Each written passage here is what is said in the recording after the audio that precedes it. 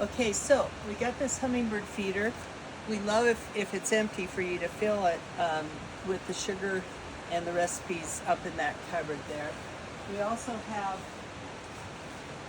we feed the squirrels here, but we've got a rule with those peanuts and the squirrels.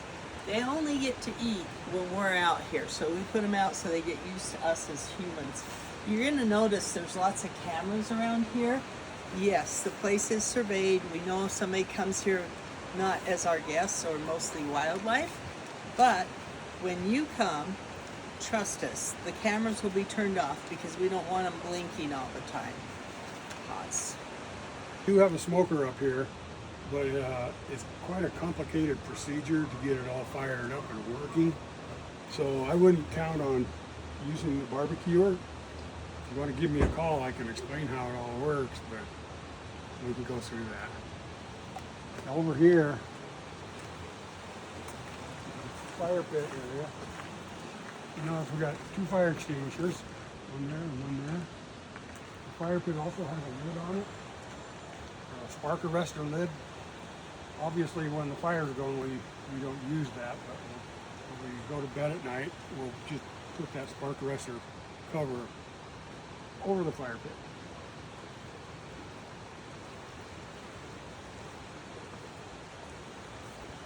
Both this shed and the back shed have a numerical lock on them, and we'll give you that information. And then there's a button. Yeah, there's also a button on this one you have to push. So once the code is set, you push that button. Yep. You don't need to just, yeah. You who aren't Boy Scouts and don't know how to start a fire, there is some starter fluid in there and some matches, axes. What you're going to do is probably want to get your wood, your kindling from here. And over here we have stacked firewood. And there's also a lawn chairs, lots of lawn Lots chairs. of lawn chairs in here. Yeah, Comfy lawn chairs. comfy ones. We also have all these chairs, which are great for extra chairs around the fire pit, or I like to set one up out on the bridge and watch the fishies. So we're going back behind the cabin, and there's another shed here. It also will give you that code. It opens the same way. And then what kind of, oh, go ahead. Mostly hand tools in here, rakes and shovels and things like that. And then what kind of outlets do we have here, Larry? So we got a, if you bring it up a fifth wheel or a camper,